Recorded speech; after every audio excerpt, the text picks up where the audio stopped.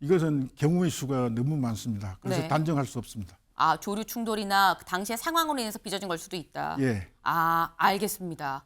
그러니까 이게 수동조차도 먹히지 않을 수가 있다. 그리고 그거는 조류 충돌이나 당시 어떤 급박한 상황으로 인해서 빚어진 것일 수 있다라는 그 설명이세요. 네.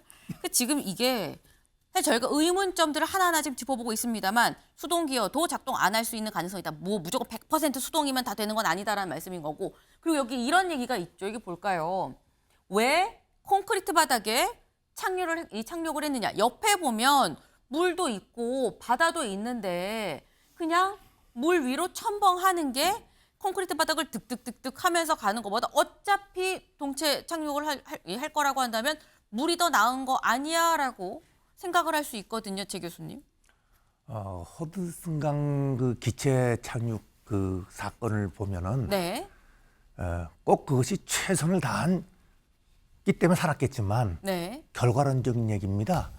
글로 내려서 사람이 다 살았지만은 네. 오히려 다 사망했을 수도 있어요. 그래서 결과 재판에 걸려서 그 파일로트가 엄청 고생했다는 얘기를 들어봤습니다. 네. 정상적으로 육지에 착륙했더라면 안전을 할 수도 있었을 것을 왜 강에 내려서 전원이 사망할 수도 있을지 모르는 위험을 간과했느냐. 그러니까 결론적으로 네.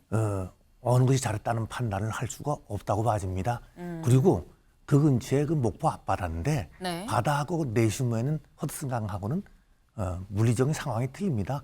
파도 높이 틀리고 네. 예, 하기 때문에 그것이 할 수 없느냐 하는 것은 말로는 할 수 있지만 그것이 최선의 방법이냐 하는 것은 아무도 모른다고 봐집니다. 네. 이게 강으로 이 물 위로 떨어지는 게 항상 최선이라고 볼 수가 있느냐. 허드슨강 이 착륙의 경우에 봤을 때도 그때는 또 그때대로 또 논란이 있었다라는 거죠. 무엇이 최선의 선택인지는 사실상 뭐 명확하지 않다라는 말씀을 지금 하셨어요.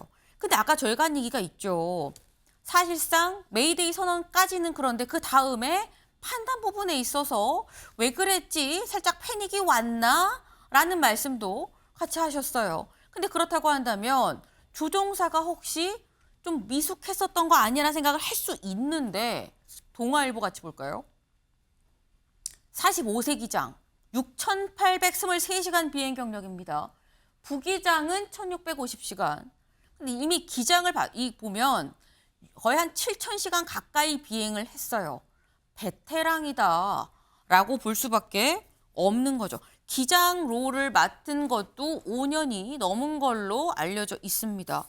근데 그렇다고 한다면 조종이 미숙해서 판단을 잘못했다라고 볼 수 없을 것 같은데 권 교수님, 아까 패닉을 말씀하셨거든요. 네, 몇 가지 또 관련 요소가 있는데 네. 우리가 지상에서 술을 마시면 네. 저 정도 비행 고도에 올라가게 되면 사고력이 판단력이 급격하게 줄어든다. 네. 이것이 1000피트당 절반씩 줄어든다라는 얘기도 있고요. 네. 그다음에 또 하나는 엔진이 시동이 황 걸리는 순간에 네. 절반 이상은 또 날아가 버린다. 뭐 이런 네. 얘기도 있습니다. 네. 자, 그래서 이때 조종사의 비행 시간과 경력을 봤을 적에는 기장은 충분히 저 항공기에 숙달되었다 하는 것을 이해할 수 있습니다. 그러나 패닉이 온다든가 판단 미스는 비행 시간하고 무관합니다. 아하. 어떤 상황하에서 네. 어떤 경우에든지 그 사람의 심적, 신체적, 즉 피지컬 컨디션에 따라서도 엄청 달라지는 겁니다. 그러니까 그 환경에 따라서 경우에 따라서 네. 환경적 판단을 먼저 하지 않으면 바른 이해가 불가능합니다. 네. 사실 이게 아무리 베테랑이라고 해도 패닉이 안 온다는 건 아니다. 많은 경험을 했다는 거지. 그 상황이 어떤 상황에 처하냐에 따라서 패닉은 충분히 베테랑 조종사도 올 수가 있는 부분이다. 다만 아까 뭐 음주 이런 말씀하신 건 여러 그냥 정말 원론적인 가능성 차원에서 말씀을 하신 거지. 지금 뭐 음주 가능성을 제기하신 건 아니라고 생각을 하시면 될 것 같습니다. 원론적인 차원에서 언급을 하신 거예요. 네. 그러니까 지금 이 상황이 저희가 사고가 너무 크게 정말 참사로 났기 때문에 왜라는 부분 자꾸 주목해서 들어가니까 이것도 궁금하고 저것도 궁금하고 이것도 왜 이러는 거지라는 생각이 드는 거죠.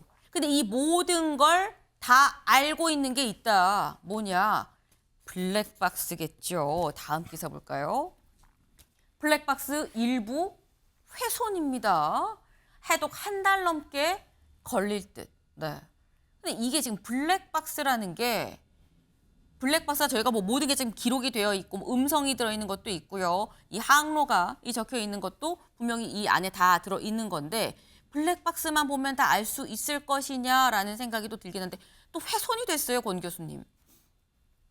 블랙박스는 두 가지가 있습니다. 통상 저 비행 상태, 네. 엔진 상태, 항공기 상태, 비행 경로, 뭐 이탈 상태, 조종사의 네. 그 조작 이런 것들을 모두 다 기록을 해주는 FDR이라고 플라이트 데이터를 리코딩하는 장비가 있고요.